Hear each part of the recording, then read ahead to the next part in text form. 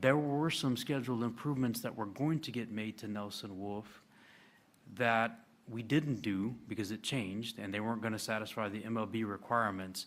So we repurposed those dollars that had been set aside for that into these intersection improvements. That's my best recollection. I will confirm that. Okay, thanks.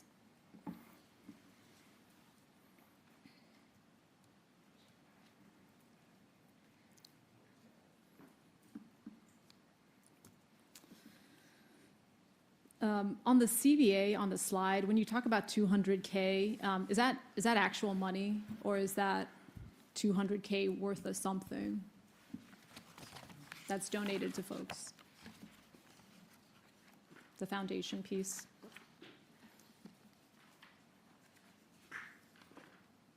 I think that's $200,000 of cash going into that foundation. Is that correct? Are going out of the foundation to support these Okay, so initiatives. it's not like 200K worth of in-kind stuff, right? It's like cash money. It's $200,000 of cash in the foundation that is being dispersed to Okay. Groups that support children and homeless veterans issues. Okay, thanks.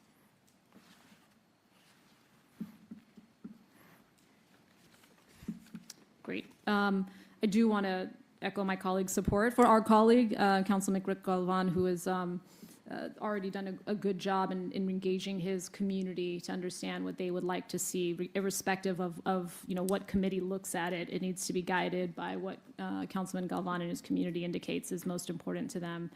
I also want to foot stomp the point that Councilman Munguia made, which is, if we're going to have these public discussions about what we're doing and how we're spending people's money, right, and their resources, we don't want to, what's the technical term, gaslight people.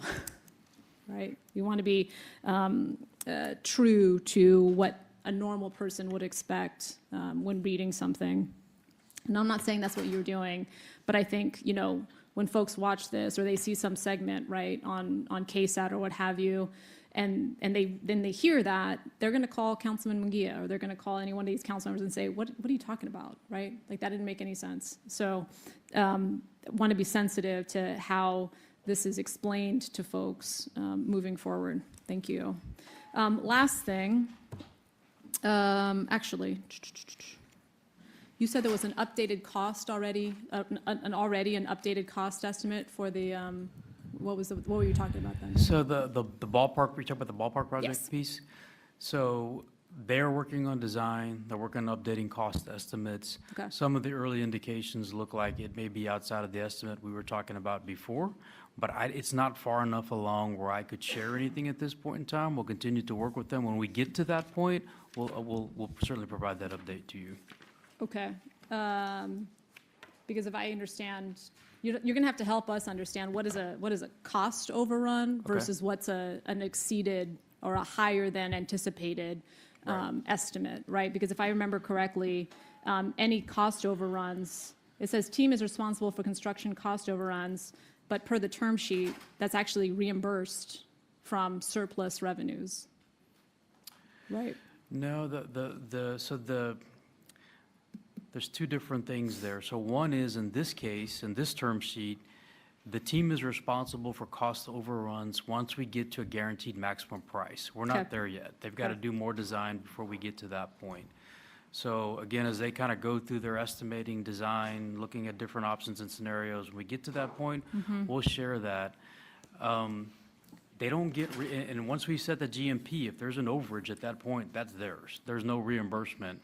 I think the reimbursement you may be referring to is in some cases, if the taxable value and the development off of phases 1 and 2 don't generate the property tax increment and the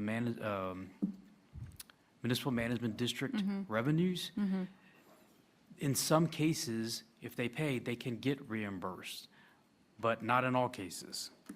It has to be something outside of their control. If it's within their control, they have to eat it, they don't get reimbursed. But that's more on the guarantee side, not the project budget side. Okay. But do help us understand what is a change in estimate of the work versus what would be considered a cost overrun. Sure, happy Okay. to do that. Just a couple things left here. The team is leading the bond feasibility study or the baseball feasibility study.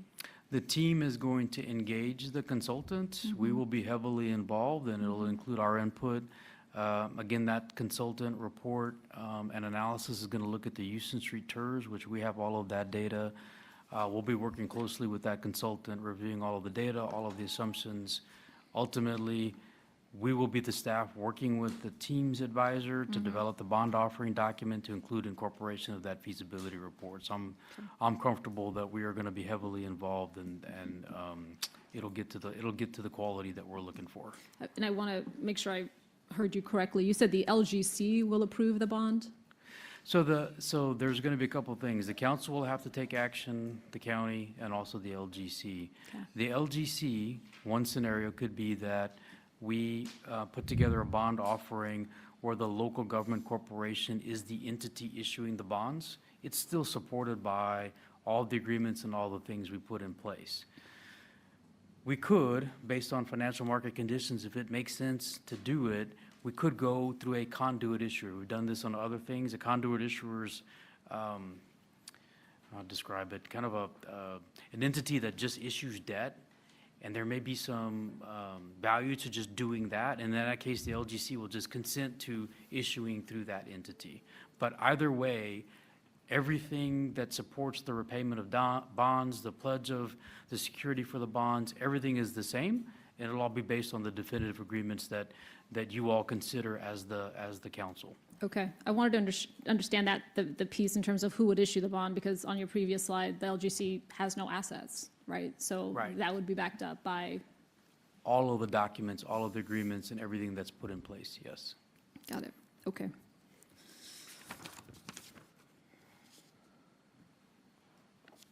Maybe that, Ben, for you or for Andy, this is actually across the two topics. Are there any outstanding bills due to the city from either the missions or the Spurs? So nothing that I'm aware of from the missions. I'm looking at, I don't think there's anything due from the missions. We could double check on the Wolf Stadium agreement, Mayor. Yeah. Okay. And you said nothing from the Spurs? So on the Spurs side, there is and I'm not going to be completely up to speed on this piece of it, but essentially when we did the soccer stadium agreement, there were some requirements in that agreement that the Spurs were to bring or acquire a MLS, Major League Soccer team, within a certain time frame. Okay. That did not occur, and there were, what's the right word? I don't know if it's additional rent or additional payments that would become due.